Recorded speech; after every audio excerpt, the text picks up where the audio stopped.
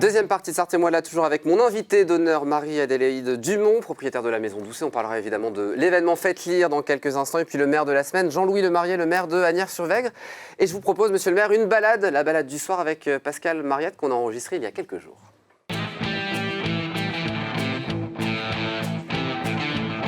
Bonsoir Pascal Mariette. Bonsoir. On va parler ce soir évidemment d'Asnières-sur-Vègre, le pont, le manoir de la Cour, la fresque de l'église, le lavoir, le pavillon restauré, le manoir des Clés, le château de Moulins-Vieux. Beaucoup de sujets, mais on démarre par les rues de Asnières-sur-Vègre dans lesquelles il faut se balader. Alors, Asnières-sur-Vègre, petite cité de caractère, donc ils ont fait des efforts, de véritables efforts pour l'aménagement des rues.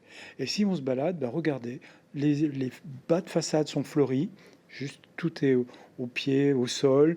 Il y a de très jolies ambiances. C'est pas des pots de fleurs suspendus. On est vraiment dans des choses très très aménagées avec un très joli patrimoine. Il suffit, regarder les photos, de vous apercevoir que le bâti sartois est préservé et surtout mis en valeur par ces plantations et ces rues très très bien aménagées. Donc se balader dans les rues et puis découvrir le pont. Le pont, ce qui est un objet, enfin je ne vais pas dire un objet, c'est peut-être mal vu, mais vraiment quelque chose d'identifiable en plein centre d'Asnières-sur-Vègre. Alors ce pont est très vieux, il aurait été construit à partir du XIIe, XIIIe siècle. Bon, évidemment, il a été complètement refait quasiment en 1806, mais on l'a refait à l'identique. On est sur un joli pont médiéval qui marque bien le centre d'Asnières-sur-Vègre. Et puis un des bijoux d'Asnières-sur-Vègre, c'est évidemment le manoir de la Cour, c'est le bijou. Eh oui, on l'appelle aussi le temple. C'est un bijou, ça a été construit par les chanoines du Mans. Et donc c'est vraiment un joli bâtiment du XIIe, XIIIe siècle aussi. Il a été construit en deux temps, XIIIe siècle. Hein. Et je peux même raconter, je crois que j'ai des dates. Ah bah oui, on veut l'histoire. Il a été construit, le pavillon Ouest a été construit en 1237, comme quoi c'est précis, et le pavillon Ouest en 1260. Et vous pouvez voir une jolie tourelle avec un escalier en vis à l'intérieur, et puis des salles d'honneur à l'intérieur, et magnifique salle d'honneur à l'étage, des jolies fenêtres à meneaux et des fenêtres, des croisées. On connaît tout ça maintenant. Le meneau et la traverse.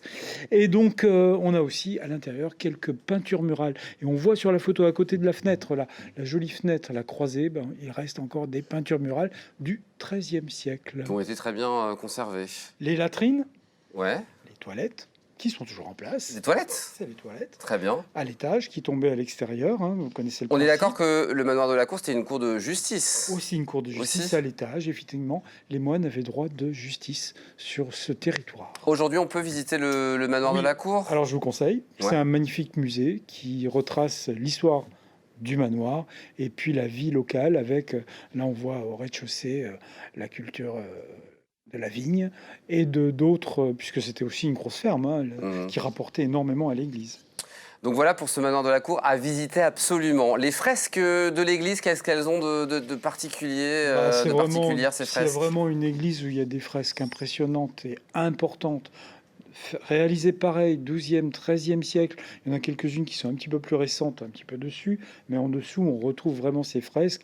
Et surtout, il y a ce supplice de l'enfer que l'on voit ici, avec ces trois personnages, qui est vraiment, avec ces petits diablotins qui sont à côté. C'est vraiment une des scènes les plus connues, qui a été reproduite d'ailleurs, et qui est vraiment, dans les livres qui parlent de l'architecture médiévale, on retrouve énormément ces fresques. Et on a aussi une Vierge en gloire que l'on voit ici à l'image, qui est aussi très reconnue, qui est magnifique. On est vraiment sur de magnifiques dessins et de magnifiques fresques. Donc on va visiter.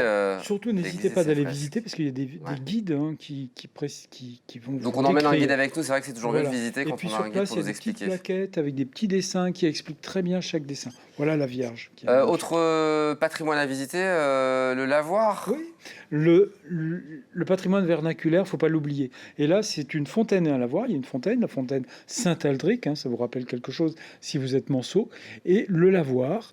Et le lavoir est juste derrière. Et là, on a vraiment la source, où il y a un petit édicule qui a été créé dessus. Et puis à l'arrière de cet édicule, il y a le lavoir. Un pavillon restauré. Qu'est-ce ? En plein centre-ville, juste au bout du pont, regardez le bâtiment Renaissance qui est là, il vient d'être restauré. Voilà, de l'autre côté, avec ses croisées aussi, qui était une ancienne boulangerie. Il y avait, la façade avait été abîmée, vous voyez, lors de la restauration, on voit encore l'ouverture qui accueillait la boulangerie au rez-de-chaussée. Et dernièrement, les propriétaires, avec la Fondation du patrimoine, ont restauré la magnifique lucarne qui est dans le grenier, et puis les 2 fenêtres en bas. Vous voyez l'état aujourd'hui, et vous allez voir sur les photos suivantes, eh bien, la restauration de la lucarne et des 2 fenêtres. On est vraiment sur un magnifique pavillon, qui est une très très belle restauration. Les petites caractères, c'est ça aussi, parce que quand on a un beau patrimoine, la commune, les habitants ont vraiment aussi le souhait à cœur de respecter le patrimoine. Donc on traverse le pont et on regarde ce pavillon restauré. Le manoir des Clés, il se trouve où? Très joli manoir, très proche entre la commune et le château de Verdel, qui a lui aussi subi une très très belle restauration. Alors c'est un manoir du XVe siècle, hein, avec cette jolie tour, comme on en trouve plein dans le Maine. Hein, on en trouve, c'est vraiment l'architecture du Maine. Et voilà, là, on voit le bâtiment restauré avec ses jolis enduits, les enduits des couleurs de la Sarthe, les travaux en cours de restauration.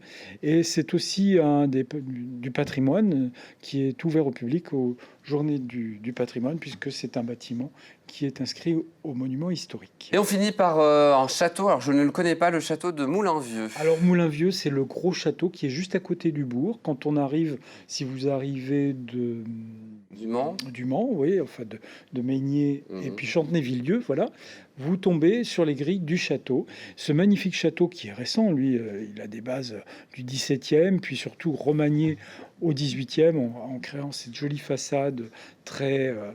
on va dire, cette nouvelle façade. De ce côté-là, on a quelque chose d'un petit peu plus ancien qui domine la Vègre. Alors, il faut savoir qu'il y avait le moulin neuf, qui était le moulin, qui était en contrebas, et puis le château, ce magnifique château qui appartient à la famille Bollé. Donc un lieu privé aujourd'hui? Un lieu privé, mais les propriétaires l'ouvrent très très souvent au public. Je crois que ces derniers jours, il a été très longtemps ouvert au public et il est ouvert, enfin le jardin est ouvert aux Journées du patrimoine. C'était le cas le week-end dernier. Merci beaucoup Pascal pour ces belles découvertes et à la semaine prochaine pour de nouvelles aventures. À la semaine prochaine. Merci à Pascal Mariette. Une belle balade, monsieur le maire, au sein de votre commune. Oui, c'est un lieu privilégié pour aller se balader, notamment le week-end. En plus, raconté par un spécialiste comme ça, c'est très intéressant. Alors, une petite précision, c'est qu'aujourd'hui, il y a des audioguides pour visiter... Voilà. Donc, l'association Patrimoine vient de mettre au point un audioguide pour se mettre au goût du jour. Bien sûr. De façon à visiter l'église lorsqu'elle sera réouverte. Parce que pour l'instant, elle est en travaux. Donc, on suivra ça, évidemment, sur notre antenne. Allez, on passe au Tu préfères.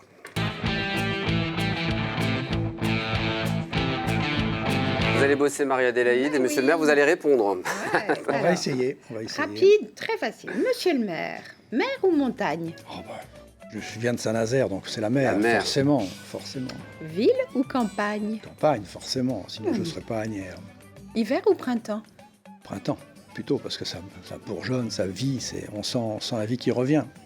Alors, très difficile. Lecture ou musique?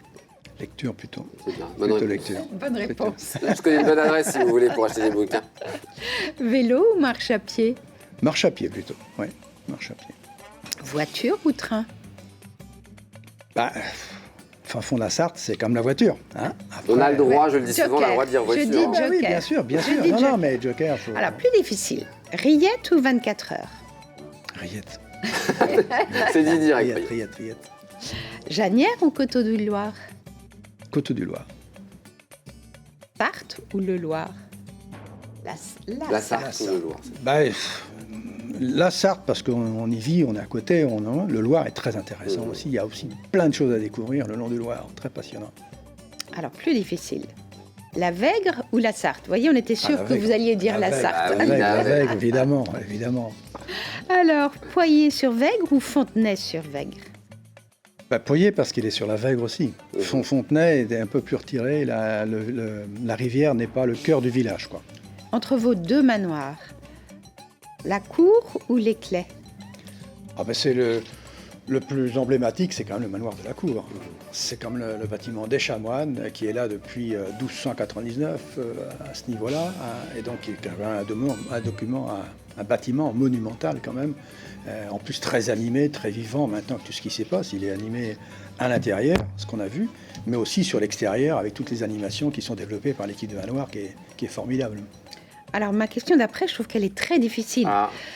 Au niveau des associations, la Javanière ou Asnières Passion Photo? Ah là, je peux pas. Ah, Je peux pas. mais non, pas de langue de bois. Je peux pas. Fâchez-vous avec une asso, Je peux monsieur pas. le maire. Je peux pas. Je peux Non, pas. on les Je peux embrasse. pas parce que chacune apporte Mais ses oui. spécificités. Vous, la Javanière, c'est l'accordéon diatonique, la photo, grand spécialiste de la photo aussi, avec des expositions à l'extérieur que tout le monde peut voir d'un bout à l'autre de l'année. Enfin, Aurélien, on ne peut pas choisir entre ses enfants. Alors, Fabi coiffe ou bar de la basse-cour? ah bah, peut-être un bar de la basse-cour, histoire d'avoir une bonne bière anglaise, ça peut être intéressant. Ouais, je Mais en pense. étant bien coiffé pour sûr, paraître bien beau, On va on chez est Fabienne. d'accord. Alors, La dernière, c'est ça. C'est Elle toujours la aime- même. Hein. Elle ne je bouge sais. pas. LMTV ou BFM TV? Hop. Ben, bien sûr, bien sûr. LMTV, bien bon, évidemment. bonne réponse. On Bien passe à la évidemment. ville mystère pour finir.